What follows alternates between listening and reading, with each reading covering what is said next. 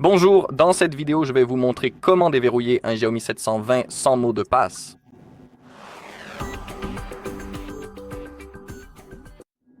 D'accord, alors commençons. Mais avant de commencer, nous devons discuter de quelques points. La première chose, c'est de ne déverrouiller que vos propres téléphones. Dans le cas contraire, si c'est celui de quelqu'un d'autre, c'est un crime et ce n'est pas éthique. Donc, déverrouillez uniquement vos appareils. La deuxième chose, c'est que nous devons effectuer la réinitialisation d'usine via le mode de récupération, donc nous perdrons toutes nos données. Je suis désolé, mais c'est la seule chose.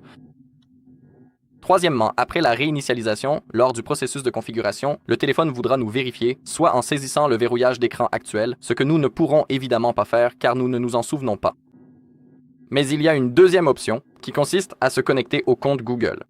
Et il faudra se connecter exactement au même compte Google que celui auquel nous étions connectés sur notre appareil avant la réinitialisation.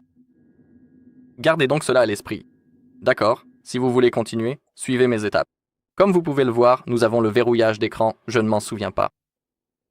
Nous allons donc maintenant éteindre l'appareil, alors appuyez sur la touche Power et le volume haut, puis sélectionnez Éteindre. Maintenant, pour entrer en mode récupération, nous devons maintenir la touche Power et le volume haut enfoncés en même temps jusqu'à ce que le logo Xiaomi apparaisse. Lorsqu'il apparaît, relâchez la touche Power mais continuez à maintenir le volume haut jusqu'à ce que le mode récupération s'affiche à l'écran. Donc, Power et volume haut, maintenez-les enfoncés.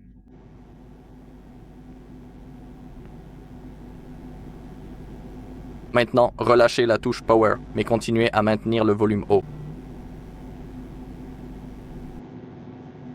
Voilà, nous sommes maintenant en mode récupération. Pour naviguer, nous utilisons les touches de volume, sélectionnez Effacer les données, puis confirmer en appuyant sur le bouton Power.